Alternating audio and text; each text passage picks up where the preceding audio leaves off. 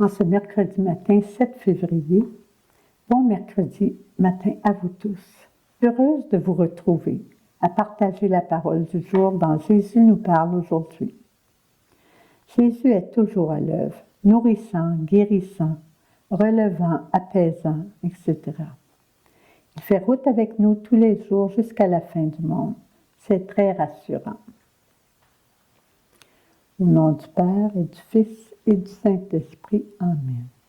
Évangile de Jésus-Christ selon saint Marc, chapitre 7, versets 14 à 23.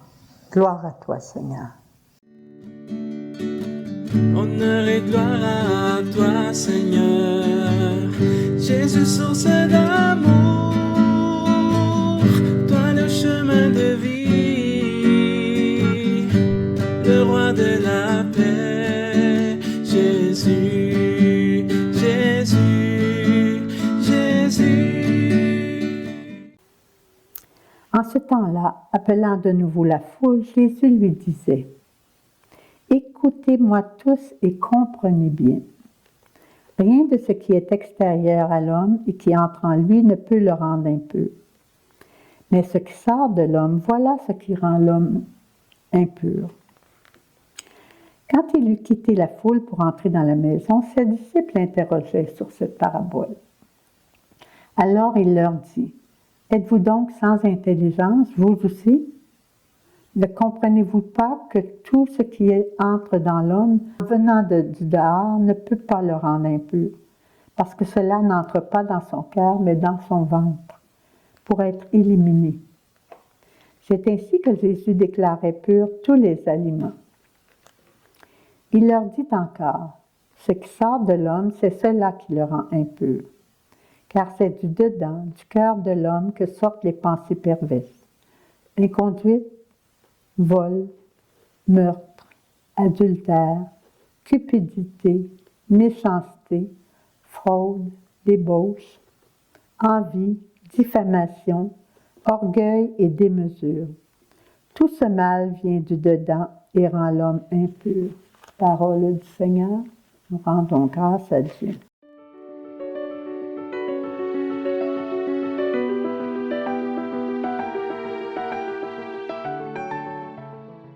Jésus interpelle la foule et attire leur attention. Écoutez-moi tous et comprenez bien. Rien de ce qui est extérieur à l'homme et qui entre en lui ne peut le rendre impur. Mais ce qui sort de l'homme, voilà ce qui rend l'homme impur. Je comprends bien le questionnement des disciples. Mais Jésus leur parle de nourriture, qui n'entre pas dans le cœur, mais dans le ventre. C'est ainsi que Jésus déclarait purs tous les aliments.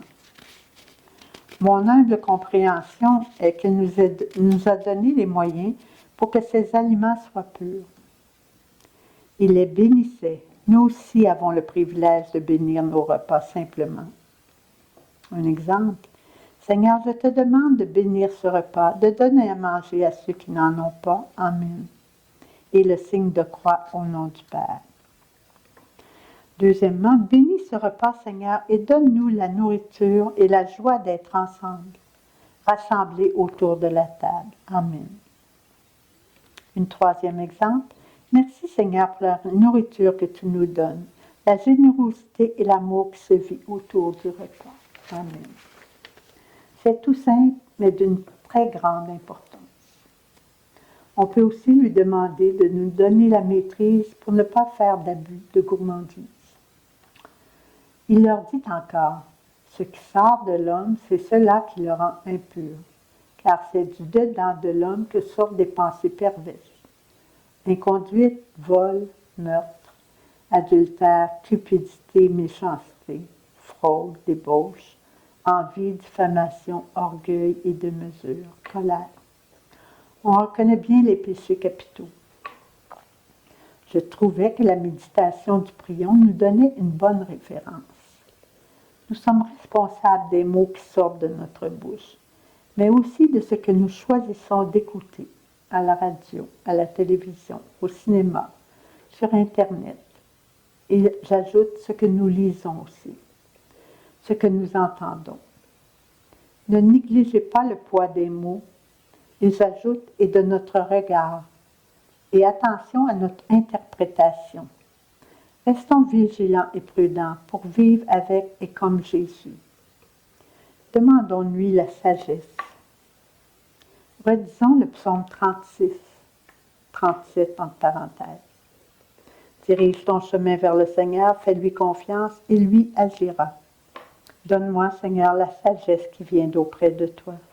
Donne-nous la sagesse qui vient d'auprès de toi.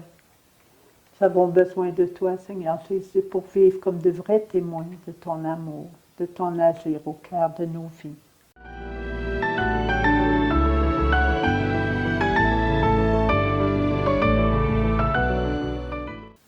Ensemble, disons, Notre Père, qui es aux cieux, que votre nom soit sanctifié, que votre règne vienne, que votre volonté soit faite sur la terre comme au ciel.